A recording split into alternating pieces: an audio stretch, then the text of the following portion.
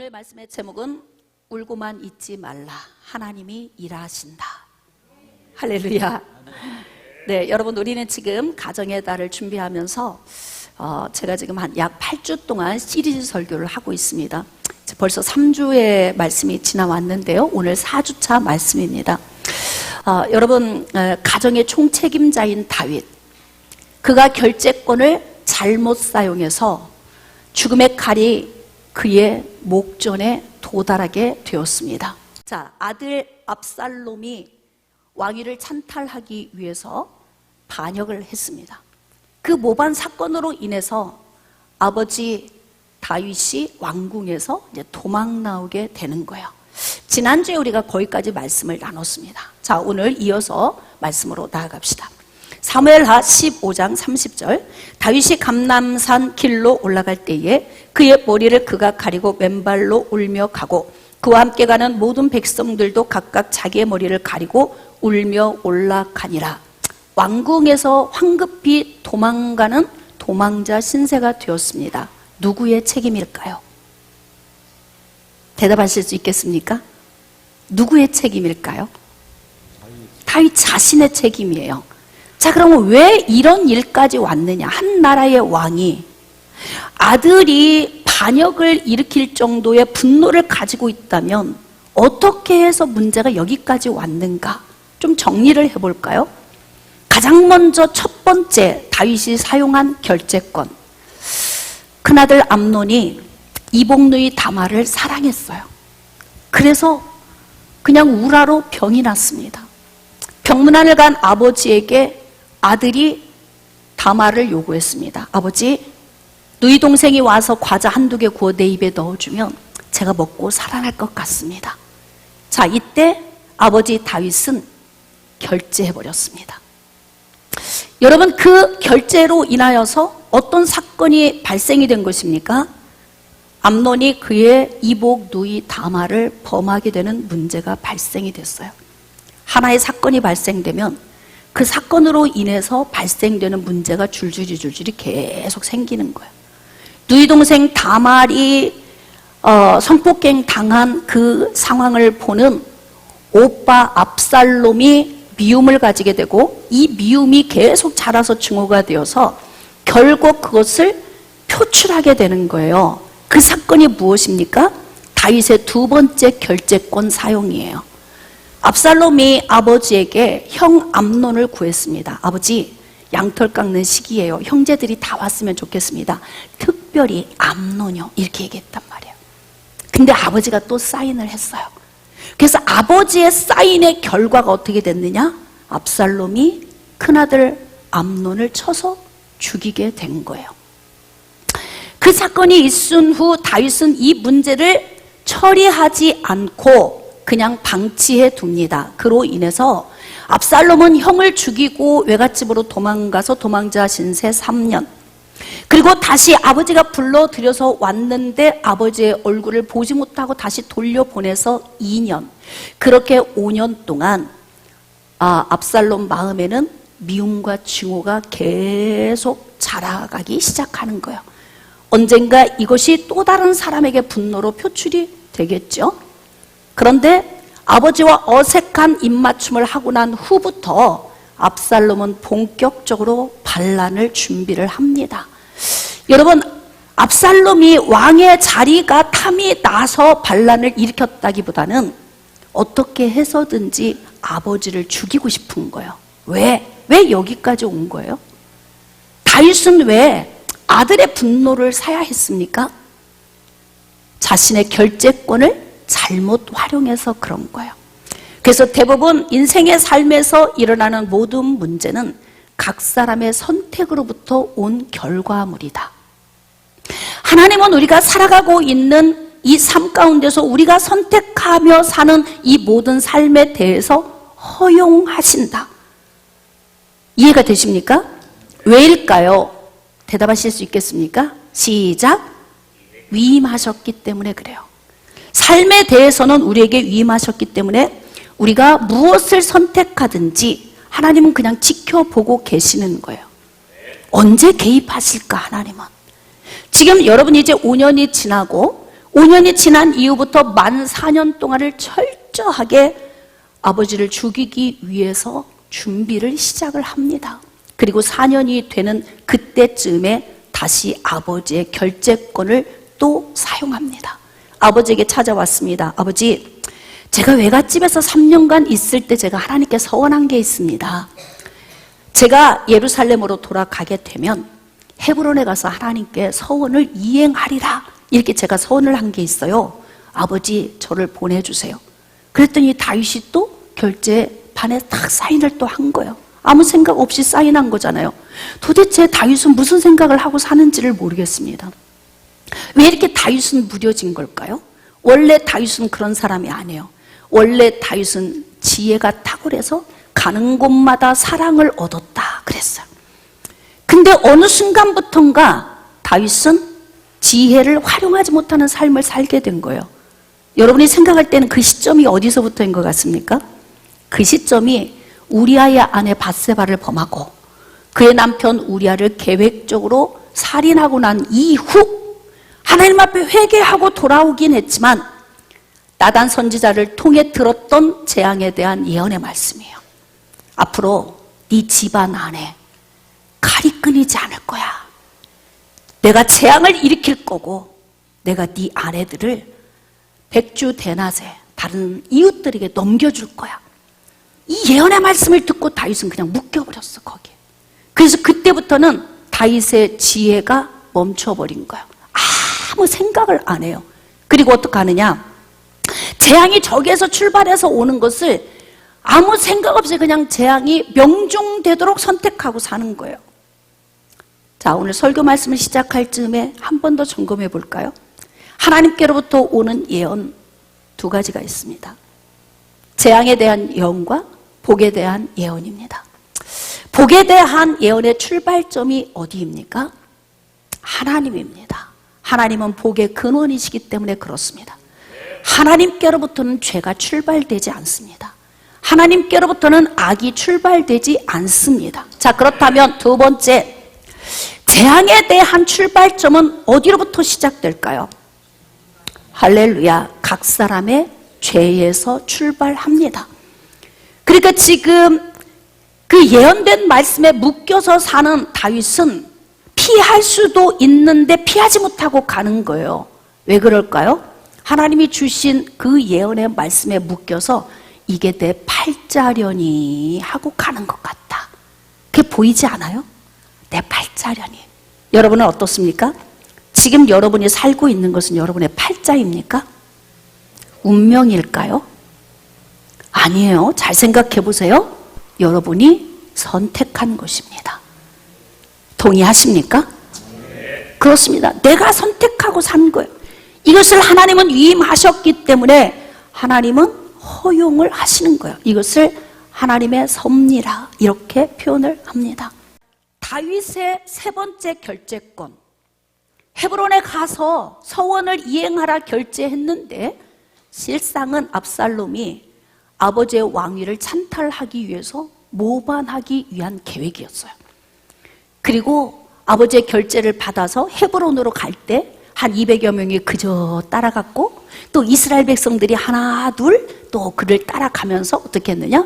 압살롬 왕 만세, 압살롬 왕 만세, 뭐 이런 일이 벌어진 거 아니에요? 그래서 그 소식을 접하게 된 다윗이 황급하게 왕궁에서 도망 나오는 것입니다. 희한하죠? 여러분, 지금 다윗의 영적 상태를 한번 점검해 보겠습니다. 예전에는요, 다윗이 이 정도로 충만했어요. 블레셋 장군 골리앗을 쓰러뜨린 사람이에요. 그 정도로 담대한 사람이 지금 나라 안에서 한 그룹의 반란 때문에 왕궁에서 허겁지겁 도망을 가고 있어요. 여러분, 이때쯤은 하나님께 한번 좀 물어봐야 되지 않나요? 하나님, 이런 상황이 벌어졌습니다. 제가 사인을 잘못해서, 제가 잘못한 이 결제의 문제로 또 이렇게 큰 사건이 발생되었습니다. 어떻게 해야 할까요? 우리는 그리스도인이기 때문에 매사에 이렇게 우리가 할 수 없는 문제에 대해서 하나님께 묻고 기도해야 되는 거예요. 근데 기도를 하잖아요. 기도를 했다면 하나님이 어떤 지혜를 주셨을까요? 압살롬을 체포하라. 너는 내가 정한 여자의 후손이 오는 통로이기 때문에 너는 죽어서는 안 돼. 그렇기 때문에 생고생하지 말고, 맨발로 뛰어나가 생고생하지 말고 압살롬 체포해. 그러면 압살롬 체포해 데리고 와서 앞에 무릎 꿇게 하고, 그리고 이야기를 들어보면 아버지, 제가 왕위가 욕심나서가 아니라 아버지에 대한 미움과 증오 때문입니다. 오, 그래? 무슨 일로? 왜냐면 사람마다 입장이 다 달라서 저 사람이 어떤 감정을 가지고 있는 줄을 몰라요. 그래서 문제는 어떻게 하자? 자, 첫 번째 시작. 즉각적으로 빨리 해결하자. 두 번째 어떻게 하자?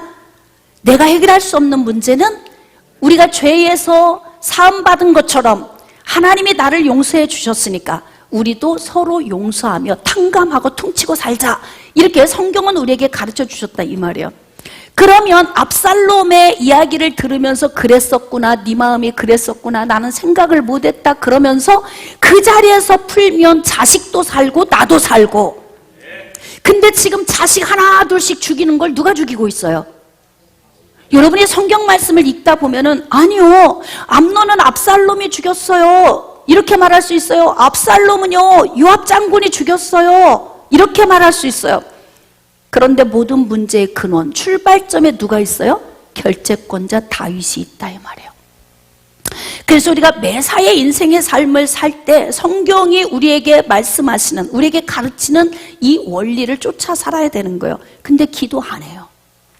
하나님께 물어보지도 않아요. 그러니까 어떻게 해요? 황급히 도망가요. 근데 이 도망가는 모습을 보니까 담대함이 있어요, 없어요? 없습니다. 왜 담대함이 없어요? 사도행전 1장 8절 오직 성령이 너희에게 임하시면 너희가 권능을 받고 예루살렘과 온 유대와 사마리아와 땅끝까지 이르러 내 증인이 되리라. 여기에서 중요한 포인트가 있어요. 권능이에요. 권능. 성령이 임하시면 권능을 받게 돼요. 이 권능 속에는 담대함이 있어요. 디나미스, 다이나믹한 게 있다 이 말이에요. 파워풀한 게 있어요. 담대해. 여러분, 한나라 왕이 모든 군인이 다 자기에게 속한 사람이에요. 근데 아들 압살롬이 왕위를 찬탈하기 위해서 모반한 그 모반 때문에 왕궁에서 벗은 발로 도망가요? 그러니까 지금 다윗은 영적으로도 굉장히 눌려있는 상태. 담대함도 떨어져 있어요. 지혜도 없어요. 하나님과 교통도 안 돼요. 그러면 어떻게 되느냐? 없어도 될 고생을 하게 되는 거예요. 그래서 우리는 어떻게 해야 되느냐?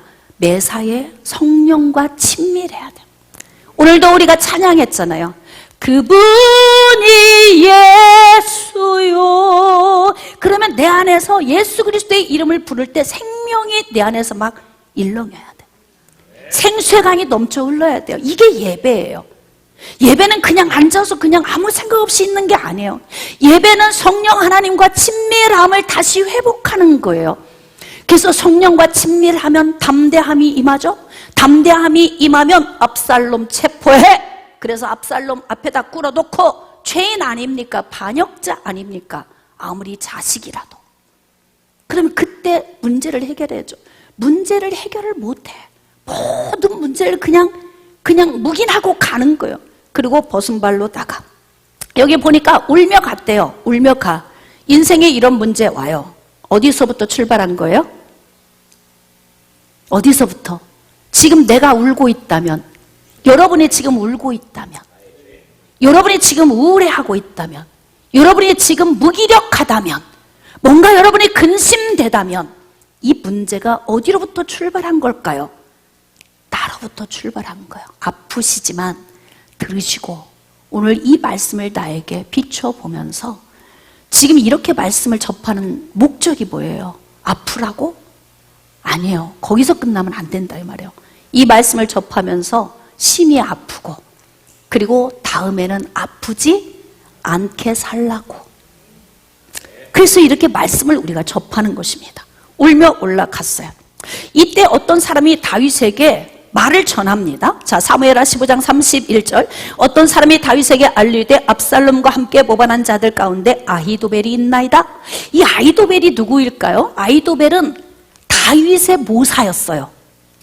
근데 지금 아들 압살롬과 함께 하고 있다는 거예요. 다시 말하면 압살롬의 핵심 인물이 됐어요. 그러니까 아히도벨은 이제 지는 해인 다윗 편에서 어디로 갔냐면 떠오르는 태양 쪽으로 옮겨간 거예요. 배신을 한 거죠. 야, 이런 사람 주변에 있어요. 눈치 딱 봐가지고 어느 줄에 서야지. 저기는 썩은 동아밧줄이야. 이쪽은 쇠밧줄이거든. 그러니까 살짝 얼른 옮겨 쓰는 이런 문제를 좀 발생시킬 수 있어요. 근데 아히도벨이 그렇게 얍삽하게 지금 구는 거예요. 다윗의 모사였는데 그의 아들의 핵심 인물이 되어 있다 이 말이에요. 이것을 누군가 와서 얘기를 해요. 여러분, 인생이 힘들고 아프고 어떤 때는 너무너무 공고하고 근심되고 슬플지라도 누군가 말을 하면 혹시 거기에 살 길이 있나 하고 귀를 좀 기울여야 돼. 여러분, 지금 이게 핵심이에요. 누군가 와서 전하는 아히도벨에 관한 이 말이 다윗을 살리는 핵심이 됩니다. 자, 그러므로 우리가 인생 가운데서 골방에 그냥 쭈그려 앉아 있지만 말고 이제 눈물을 그치고 어떻게 해야 됩니까? 주변에 있는 사람들의 말도 듣고 하나님의 음성도 듣고 성전에 나와서 하나님을 예배하면서 그러면서 내 살 길이 무엇인지를 좀 찾아야 될 필요가 있어요. 자, 이때 다윗이 어떻게 하느냐? 아히도벨이 배신을 내서 압살롬의 핵심 인물이 됐다는 이 이야기를 접하고 다윗이 이르되 여호와여, 오라옵건대 아히도벨의 모략을 어리석게 하옵소서 아니라 긴급 기도를 합니다. 어떤 사람은 이 기도를 화살기도 이렇게 표현하기도 하더라고요. 하여튼 지금 다윗이 화살기도를 드렸어요. 그러고 보니까 우리의 신앙은 안에 있어요. 여러분, 신앙이 우리 안에 들어오면 우리 안에 들어온 신앙은 사라지지 않아요. 단 이 신앙이 나의 무뎌짐 속에 이게 갇혀 있으면 어떻게 되냐면 산 속에 묻혀 있는 용암 같은 거예요. 제가 금요일 날도 제가 이야기를 했죠. 여러분, 꺼져가는 연탄불 위에 쥐포를 올렸어요. 자, 용암이 막 끓고 있는 산 위에 쥐포를 쫙 깔아놨어요. 어느 쪽에 있는 쥐포가 익을까요? 꺼져가는 연탄불이라도 그래도 조금이라도 불이 좀 드러나야 된다 이 말이에요. 거기에 있는 쥐포가 있겠죠. 아무리 안에 있는 용암이 끓어도 산 위에 거기에다가 쥐포 쫙 펴놔도 익지 않아. 그래서 어떻게 해야 되느냐? 우리는 항상 하나님께 표현해서 기도를 해야 한다. 마음속에 언젠간 기도해야지 이러고만 살아? 그러면 안 돼요. 근데 눌려 있으니까 다윗은 문제를 놓고 기도도 안 해. 그러니까 하나님께 묻지를 못하니까 응답이 안 와요. 그러니까 어떻게 하냐면 자꾸 죽을 길로만 가는 거예요. 우리 눈에는 보이잖아. 다윗이 지금 죽을 길로만 가는 게 보여요? 어때요? 이 집안이 계속 지금 아주 패망하는 것이 보입니까? 보이는데 누구만 안 보여? 다윗만 안 보인다 이 말이에요. 다윗만. 그것이 안 보이는 이유가 뭐예요? 영이 무뎌져 있기 때문에 그래. 그럼에도 우리의 신앙은 안에 어떻게 하는 거예요? 이 무뎌짐 속에 숨어 있어. 마치 산 안에 용암이 묻혀 있는 것처럼. 근데 이게 조금씩 분출하기 시작해요. 그래갖고 다윗 안에 있는 신앙이 다시 회복하기 시작하는 거예요. 그러면서 어떻게 너무 다급하잖아요. 그러니까 하나님께 기도할 황급히 화살 기도를 드렸어요. 하나님, 아히도벨의 계략을 어떻게 하라? 어리석게 하옵소서. 왜냐하면 생각해 보세요. 가장 탁월한 모사. 근데 그 탁월함을 성경은 어떻게 기록하고 있냐면 사무엘하 15장 23절. 그때 아히도벨이 베푸는 계략은 사람이 하나님께 물어서 받은 말씀과 같대. 아히도벨의 계략의 그 권위는요 거의 하나님처럼 인정받을 정도로 명중했다 이 말이에요. 아히도벨이 계략을 베풀면 그 계략을 적용만 하면은 다 이겨, 다 승리해. 그러니까 이렇게 탁월한 사람이 압살롬 옆에 붙어 있으니까 이제 다윗의 심장이 벌렁벌렁벌렁한 거지. 그러니까 어떻게 이제 나는 죽었다 이렇게 된 거야. 그럼 살려면 어떻게 해야 돼요? 이제는 내 힘으로 할 수 있는 게 없어. 이때는 어떻게 해야 된다? 시작! 기도하라. 다시 시작! 기도하라. 할렐루야! 기도해야 되는 거예요. 화살 기도를 황급하게 드렸어요. 야, 근데 희한한 일이 생기기 시작합니다. 우연인 것 같나요? 자, 잘 볼까요? 사무엘하 16장 32절. 다윗이 하나님을 경배하는 마루턱에 이를 때에 아렉 사람 후세가 옷을 찢고 흙을 머리에 덮어쓰고 다윗을 맞으러 온지라. 지금 이 화살 기도를 드리고 나서 이제 감람산 꼭대기로 막 올라갔어요. 그랬는데 후세가 와. 근데 이 후세는 누구냐면 다윗의 절친이야. 근데 이 후세도 아히도벨을 능가할 정도의 모사예요. 어찌 꼭 이때 오는 거예요? 응? 어떻게 이때 와? 우연입니까? 우연이죠. 근데 이 우연 속에서 하나님이 일하십니다. 이것을 하나님의 섭리라고 하는 거예요. 왜? 자기 친구인 왕이 지금 벗은발로 왕궁에서 황급히 도망 나온다는 얘기를 듣고서 이게 너무 슬픈 거야. 친구 입장에서는. 자식이 모반을 했고 자식에 의해 쫓겨왔고, 그러기 때문에 자기의 막 이 마음을 찢고 옷을 찢고 막 흙을 머리에 두르면서 오는데요, 진짜 친구죠. 내가 힘들 때 같이 울어줄 수 있는 사람, 진짜 친구예요. 어때? 믿어도 되겠어요? 믿어도 되겠어요? 이 사람은? 분별력을 키워야 되는 거예요. 내가 지금 이렇게 위급한 상황에 누구를 믿어야 하나? 누구를 내 인생에 투입시켜서 살 길을 찾아야 하나?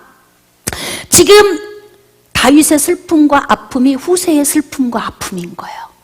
이 정도의 사람이면 믿어도 돼요. 내가 아파할 때 같이 아파할 수 있는 사람, 내가 울 때 같이 울 수 있는 사람, 내가 고난 중에 있을 때 내 곁에서 나를 위로해 줄 수 있는 사람, 이 정도 사람이면 믿고 가도 됩니다. 우연히 일어난 것 같지만, 우리 육신의 눈으로 볼 때는 우연의 사건이지만 하나님은 그 우연의 사건 같은 그 상황 가운데서 섭리하고 일하심을 우리가 이제 보게 될 거예요. 자, 사무엘하 15장 33절 이하. 다윗이 그에게 이르되 네가 만일 나와 함께 나가면 내게 누를 끼치리라. 네가 나와 함께 있는 것은 너의 그 탁월한 계략과 전략이 아까워. 그건 손실이야. 손해보는 거야. 그러면 난 마음이 너무 중압감이 오고 무거울 거야. 지금 이렇게 얘기를 하는 거예요. 그러나 네가 만일 성읍으로 돌아가서 압살롬에게 말하기를 왕이여 내가 왕의 종입니다. 전에는 내가 아버지의 종이었는데 이제는 내가 왕의 종입니다. 이렇게 가서 어떻게 한다? 첩자의 임무를 이제 부여해 주는 거예요. 네가 정말 나를 사랑한다면, 네가 진실로 내 친구라면 나와 함께 있으려고 하지 말고 너의 그 탁월함을 통해서 아히도벨의 계략을 어떻게 해라? 어리석게 해라. 그거예요. 목적은 뭐예요? 지금 후세가 지금 첩자의 임무를 부여받은 건요, 아히도벨의 계략을 무력화시키는 일이에요. 잘 해낼까요?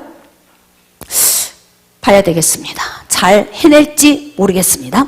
자, 그래서 어떻게 했느냐? 사무엘하 15장 37절. 다윗의 친구 후세가 곧 성읍으로 들어가고 압살롬도 예루살렘으로 들어갔더라. 여러분, 이제 왕이 막 이제 도망갔잖아요. 그랬더니 모반을 했던 압살롬이 그저 따라간 사람 200명을 중심으로, 그리고 그 옆에 배신해서 왔던 아히도벨이 아주 중심축이 되어서 지금 이제 예루살렘 성읍으로 막 들어가고 있어요.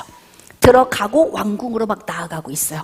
근데 지금 후세가 어떻게 해요? 첩자가 되어서 왔는데 보니까 지금 압살롬 옆에 아히도벨이 있고 사람들이 이제 예루살렘 안으로 들어가고 왕궁으로 들어가는데요, 이때 후세가 막 들어갑니다. 사람 속을 막 비집고 들어가요. 막 비집고 들어가서 어떻게 하냐면 왕이여 만세! 왕이여 만세! 막 이런 거예요. 가가지고. 그러니까 그 광경을 본 압살롬이 쳐다보고 그러는 거야. 넌 내 아버지의 친구인데 너 지금 친구를 우대하는 게 그거 맞아? 네가 지금 내 아버지의 친구가 맞는 거야? 이렇게 이야기를 하는 거예요. 야, 그랬더니요, 확실히 후세는 탁월해요. 어떻게 이야기를 하냐면, 자, 후세의 구변, 말솜씨를 좀 한번 볼까요? 18절. 후세가 압살롬에게 이르되 그렇지 않습니다. 내가 여호와와 이 백성 모든 이스라엘의 택한 자에게 속하여 그와 함께 있을 겁니다. 뭐예요? 하나님께 택함 받았고 모든 백성에게 택함 받은 당신 압살롬에게 내가 이 줄에 서 있겠습니다. 이런 거예요. 그러니까 지금 압살롬 기분이 좋을까 안 좋을까? 여러분, 마음이 불안해. 왕이 없어서 내가 왕 위에 올라가는 것과 왕이 있는데 쫓아내고 들어가는 건 전혀 다른 거예요. 그러니까 뭔지 깨름직해. 그냥 마음이 개운하지 않은데요. 지금 후세가 와서 뭐라고 하냐면 하나님이 라고 얘기를 하는 거야. 하나님이 당신을 선택하셨고 백성들이 전부 당신을 선택했으니 내가 똑똑한 사람 아닙니까? 그래서 어떻게? 떠오르는 태양줄로 제가 바꿨습니다. 누구처럼? 아히도벨처럼. 그러니까 갑자기 하루아침에 복이 쏟아져 들어오는 거예요. 압살롬 입장에서는 막 모략가 2명이 들어왔으니 압살롬은 얼마나 기분이 좋았겠습니까? 자, 그렇게 이제 왕궁에 들어와서 자리를 잡았어요. 근데 압살롬이 왕궁에 가서 왕좌에 딱 앉고 왕관을 딱 썼어요. 기분이 좋을까 안 좋을까? 꽤 괜찮네? 앉아보니까. 앉기 전에까지는 흥분이 안 됐는데 그 자리에 딱 앉아보니까 실감이 나. 근데 뒤가 조금 안 좋아. 왜일까요? 왕이 살아있잖아. 왕이 살아있잖아요. 진짜 왕이 살아있으니까 왕관을 쓰고 있어도 기쁘지 않고 왕좌에 앉아 있어도 기쁘지 않아. 그래서 어떻게 하는 거예요? 빨리 왕을 죽여야 돼. 아버지를 죽여야 돼. 이게 정치예요, 정치. 사람이 여러분, 이게 명예욕과 또 이 탐욕이 들어오면요, 핏줄도 다 필요 없어. 맞죠? 우리 막 그 조선 왕조실록 이런 거 보면은 막 가족 안에서 다 막 피비린내 나잖아요. 다 필요 없어요. 자기의 명예를 위해서, 자기의 탐욕을 위해서. 아버지를 이제 죽일 계획을 갖고 나아가는 거예요. 근데 어떻게? 나보다 탁월한 사람이 있어요. 누가? 그냥 굴러 들어온 후세가 있죠? 또 자기가 자원해서 온 사람이 있죠? 아히도벨과 후세 2사람의 모략가가 있으니 이길까요? 어떻게 생각해요? 승리하겠죠? 압살롬의 입장에서 볼 때에는 감쪽같이 해결할 수 있다고 생각할 거예요. 자, 그래서 어떻게 했느냐? 먼저 배신을 때리고 간 아히도벨, 그리고 중심축이 된 이 사람을 먼저 불렀어요. 자, 아히도벨을 불렀습니다. 사무엘하 16장 20절 이하. 압살롬이 아히도벨에게 이르되 너는 어떻게 행할 전략, 계략을 우리에게 말해줘. 이렇게 얘기를 한 거죠. 자, 아히도벨이 압살롬에게 이르되 왕의 아버지가 남겨두어 왕궁을 지키게 한 후궁들과 더불어 동침하소서. 야, 이게 탁월한 거예요. 왜냐하면 여러분 생각해 보세요. 예전에는 이렇게 왕위를 이어받으면 대부분 선친이 뭐 왕이었다, 왕이 죽었다, 그러면 그의 후궁들을 취해. 그러면 왕권이 더 강화가 되는 거야. 그러니까 지금 아히도벨이 가장 먼저 전략으로 내세운 게 뭐냐면 저 왕궁에 10명 남겨있던 후궁 취하소서 이렇게 된 거예요. 근데 여기서 우리가 또 한번 볼까요? 어째서 후궁을 놓고 가요, 10명을? 10명을 왜 후궁을 놓고 가냐고요? 군인을 배치시켜 놓고 왕궁 지켜라, 그리고 자기 가족은 다 데리고 가야 되잖아요. 근데 가족을 다 챙기면서 너 10명을 세는 거야, 첩들을. 그러니 너희들은 왕궁을 지켜. 그럼 여기서 생각해 보겠습니다. 이 첩은 사랑을 받은 자일까? 사랑을 받은 자라면 눈에 넣어도 아까운데 막 놓고 가겠느냐 이 말이에요. 그러니까 어떻게 하는 거예요? 10명 눈에 가시 같은 여성 10명, 남편의 사랑을 받지 못하고 이들은 이들 나름대로 남편의 눈밖에 벗어난 여성 10명, 이 사람들을 놓고 가는 거예요. 그러니까 결국 여러분, 다윗의 버림을 받은 이 첩들은 왜 죽임을 당한 거야 도대체? 왜 죽임 당한 거예요? 여기서 또 고민해 볼까요? 왜 죽임을 당한 거예요? 신명기 24장 16절 말씀. 아버지는 자식으로 말미암아 죽임을 당하지 않고 자식은 아버지로 말미암아 죽임을 당하지 않고 각자 자기의 죄로 말미암아 죽임을 당하리라. 그러니까 우리가 생각할 땐 그래요. 다윗이 후궁을 왕궁에 놓고 갔어요? 이건 진짜 내준 거잖아요. 맞지 않아요? 버림받은 거잖아요. 왕궁을 지켜 하긴 했지만 버림받은 거예요. 왜 버림받은 거냐 이 말이에요. 결국 이들은 남편의 사랑을 받지 못할 어떠한 죄의 요인이 있었던 거예요. 탐욕이든 질투든 시기든 그 어떤 것이든 그들은 남편의 눈밖에 난 자들인 거예요. 그래서 결국 그들은 누구로 말미암아 이런 문제를 또 얻게 된 거예요? 자기 자신들이 살아온 삶의 대가를 톡톡히 또 치르게 되는 거예요. 10명의 후궁을 놓고 갔어요. 근데 어떻게 해요? 이제 왕권을 강화시키기 위해서 그 여인들과 동침하소서. 그래서 그 일이 이루어진 거예요. 그리고 난 다음 이제 본격적인 전략을 이야기합니다. 한번 여러분이 들어보세요. 아이도벨의 전략 어때요? 괜찮은지? 자, 본문 사무엘하 17장 1절 이하. 아이도벨이 또 압살롬에게 이르되 이제 내가 사람 12,000명을 택하게 하소서. 오늘 밤에 내가 일어나서 다윗의 뒤를 추적해서 어떻게 한다? 다윗 왕만 쳐 죽이고 모든 백성이 당신께 돌아오게 하겠다. 깔끔해요, 안 깔끔해요? 어때? 이 전략 괜찮아요? 12,000명 데리고 아이도벨이 직접 가서 조용히 급습해서 다윗만 깔끔하게 죽이고 그 피해 뭐 보는 사람 하나도 없이 전부 다 제가 다 데리고 오겠습니다. 이거보다 더 깔끔한 게 어디 있어요?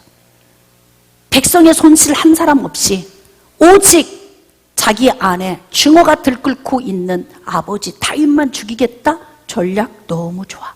그래서 어떻게 했느냐? 이 전략을 듣고 백성들이요 막 좋다고 박수를 친 거예요. 그랬는데 하나님이 그냥 계시지 않죠. 여러분, 그날 밤에 아이도벨이 12,000명 데리고 가서 급습해서 조용히 다윗의 목만 베어가지고 오면은 이제 어디가 이제 이게 막 비상사태가 발생하냐면 하나님의 나라가 비상사태가 발생하는 거예요. 왜일까요? 다윗은 하나님의 특별 계획 안에 들어있는 사람이거든요. 그러니까 여러분, 제가 지난주에 그랬어요. 이렇게 가정이 혼란스럽고 헷갈리고 이렇게 문제투성이의 삶을 살고 있는데 도대체 하나님은 뭐 하시나? 하나님은 뭐 하시나? 자, 그래서 오늘 좀 정리를 해야 됩니다. 우리가 인생의 삶에서 위임받은 이 삶에 대한 선택은 하나님이 다 허용하세요. 어느 길로 가든 그래, 네가 선택한 거지? 그건 고생길인데, 알았지? 고생길이다. 그래도 갈 거야? 그래도 갈 거예요. 꼭 이런 것과 같이 또 그 사람하고 살면 인생 별로 좋지 않을 것 같아. 그런데도 엄마 내가 살지 엄마가 사는 거 아니잖아요. 그리고 가가지고 나중에 그때 좀 더 말리시지요? 막 이런 거 있잖아. 왜? 그거 다 허용이다 이 말이에요. 하나님이 다 허용을 하시는 거예요. 근데 중요한 건 우리가 일반적인 크로노스의 시간을 살아가는 동안에도 하나님은 하나님의 카이로스의 계획을 갖고 계세요. 왜 이 계획이 필요한 거예요? 예수 그리스도 오셔야 하고 또 이 땅이 멸망할 때 예수님이 다시 오셔서 하나님의 백성들을 모두 다 하나님께로 인도해야 되는 그러한 하나님의 특별 계획이 있어요. 그렇기 때문에 하나님의 그 특별 계획을 이루기 위해서 하나님이 선택한 사람들이 있어. 그 사람들이 살아가는 그 삶 가운데 자기가 선택한 삶은 허용하시고 생사화복의 문제는 하나님이 개입을 하신다. 적으세요. 아주 중요한 이야기입니다. 생사화복의 문제. 다윗이 그날 밤에 죽임을 당할 위기가 왔어. 왜냐하면 아이도벨이 얘기했거든요. 내가 12,000명 데리고 가서 조용히 급습해서 어떻게 다윗 목만 베어가지고 올게요. 깔끔하잖아.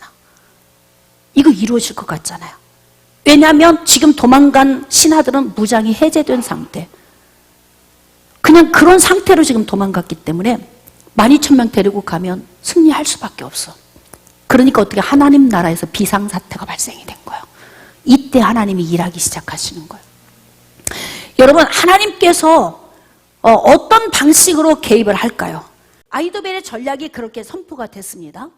근데 하나님께서 압살롬의 마음을 흔들기 시작하는 거예요.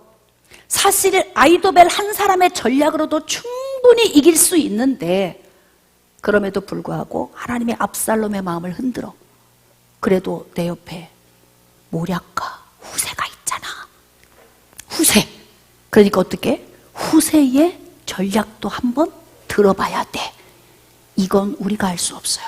사람의 마음의 생각을 혼란스럽게 하고 사람의 마음의 생각의 방향성을 정하는 건 누가 하신다? 하나님이 하십니다. 믿어지시면 아멘.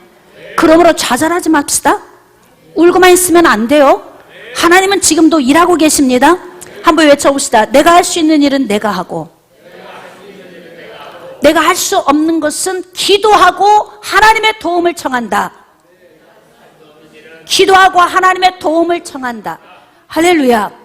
그렇게 하나님이 사람의 마음속에서 생각을 주장하고 어떤 때는 생각을 흐트러뜨리기도 하고 어떤 때는 총명하게도 하고 갑자기 무뎌졌던 다윗의 마음을 총명하게 해서 막 화살기도 하게 하시잖아요. 그리고 그 화살 기도가 막 상달이 됐어. 그러니까 하나님이 이제 급하게 움직이기 시작하시는 거야. 그래서 어떻게 압살롬이 생각한 거지. 후세 전략도 들어봐야지. 그래서 후세를 부른 거예요. 자, 사무엘하 17장 5절 이하. 압살롬이 이르되 아랫사람 후세도 부르라 그랬어요. 그래서 이제 후세에게 야, 좋은 전략 한번 얘기해봐라 그랬더니 후세가 압살롬에게 이렇게 얘기해요. 자, 7절. 후세가 압살롬에게 이르되 이번이 뭘 얘기하는 거예요? 지난번에 했던 것은 후궁 10명을 범하는 것, 왕권을 강화시키소서. 그건 전략이 굉장히 좋았어요. 그 뜻이야. 근데 지금 12,000명 데리고 가서 다윗 목만 베어오겠습니다. 이 전략은 아닌 것 같아요. 이렇게 얘기를 시작을 하는 거예요. 자, 아히도벨이 베푼 계략이 좋지 않습니다. 자, 그리고 또 후세가 말하되 왕도 아시거니와 왕의 아버지와 그의 추종자들은 용사 아닙니까? 그들은 들에 있는 곰이 새끼를 빼앗긴 것 같이 격분해 있고 왕의 부치는 전쟁에 익숙한 사람인즉 백성과 함께 자지 아니하고 지금 그가 어느 굴에나 어느 곳에 숨어 있을 것입니다. 그러니까 뭐냐면 지금 압살롬은 아버지 다윗이 적이에요, 적. 근데 지금 후세의 전략은 뭐냐면 아히도벨의 전략을 패하기 위해서 아히도벨을 보내지 않게 하기 위한 말을 지금 하고 있는데 뭐라고 하냐면 아히도벨이 한 전략이요. 아히도벨이 가서 12,000명 데리고 가서 아버지 목 베어온다고요? 택도 없습니다. 다윗이 어떤 사람입니까? 지금 그 얘기하는 거예요. 블레셋 군대가 칼과 창과 단창으로 나오지만 나는 만군의 여호와의 이름으로 간다. 그리고 그 골리앗을 쓰러뜨린 여러분, 블레셋이 쳐들어왔을 때 하나님과 얼마나 이 2인 삼각경기를 멋있게 치릅니까? 하나님 칠까요? 쳐버려. 하나님 올라갈까요? 올라가. 하나님 또 다시 왔는데 또 갈까요? 아니, 지금은 아니야. 지금은 복병을 일으켜. 내가 뽕나무 꼭대기 위에서 내가 발자국 소리 내줄래니까 그게 사인이다.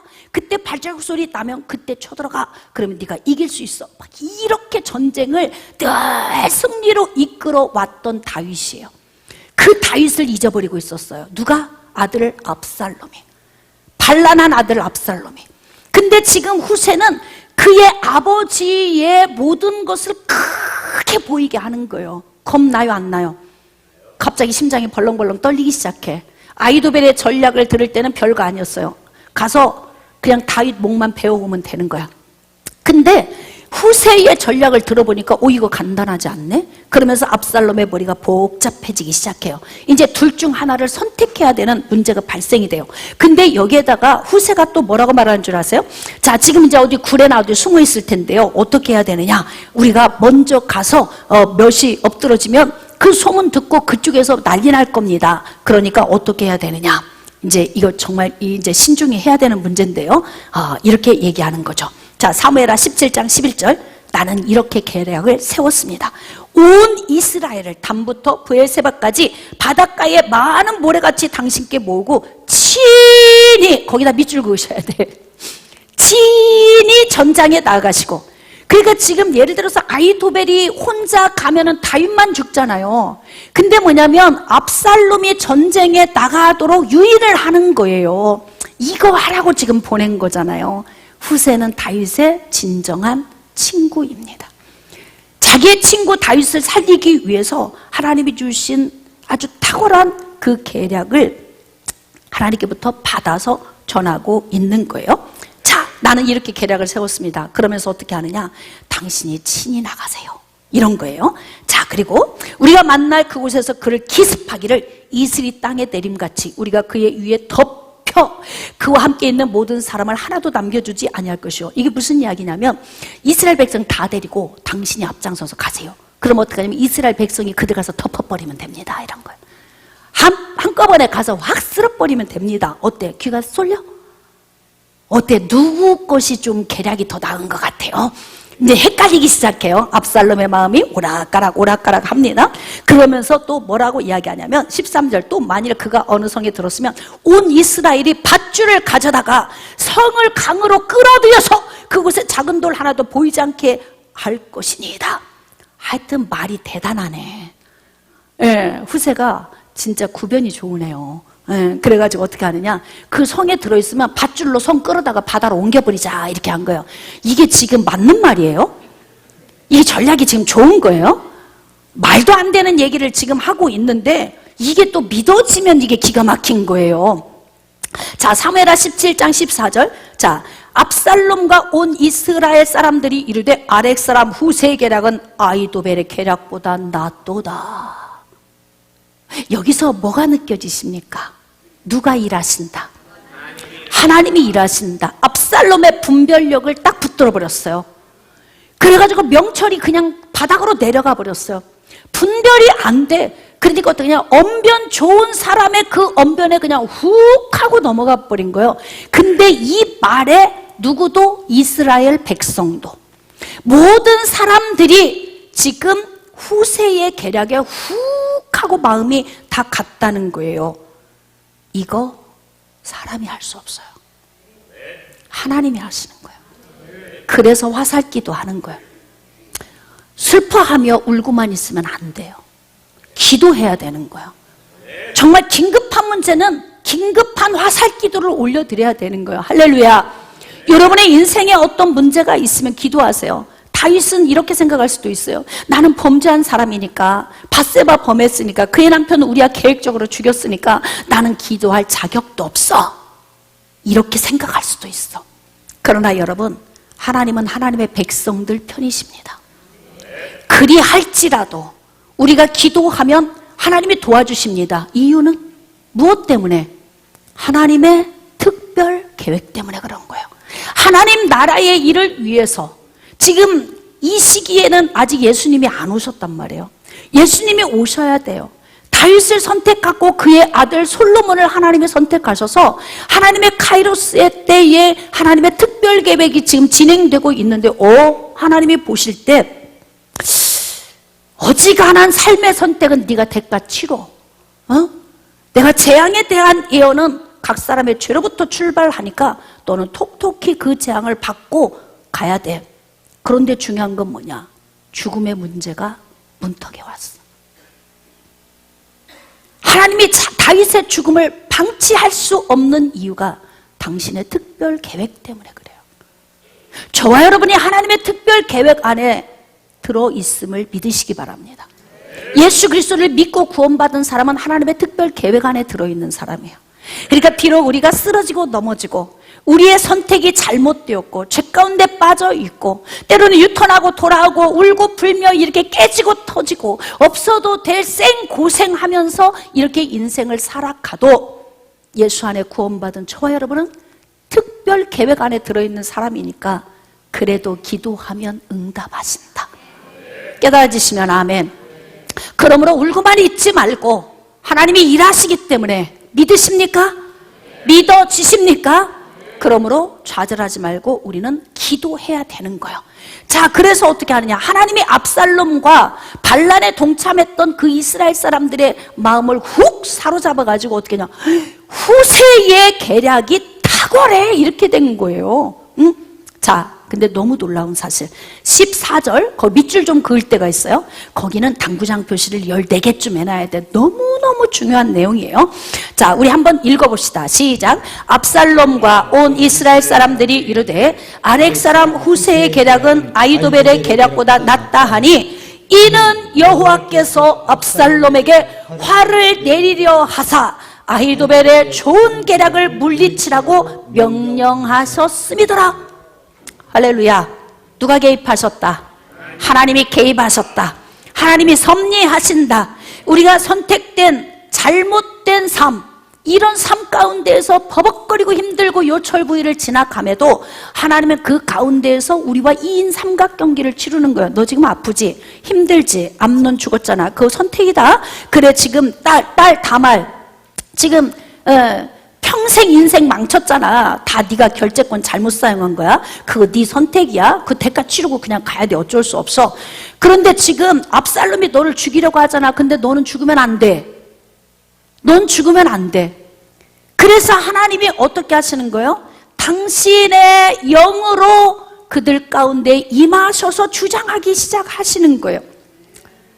압살롬에게 화를 내리려 하사. 자, 그럼 보겠습니다. 압살롬은 억울하다 생각할 수 있어요. 누이 동생의 문제 때문에 혈육에 묶여갖고 미끄러진 사람. 압살롬 대표적인 사람이에요. 그것 때문에 억울해? 나는 누이 문제 때문에 나는 이 분노가 있었던 거야. 그러나 누이 문제는 누이 문제지 내 문제가 아니야.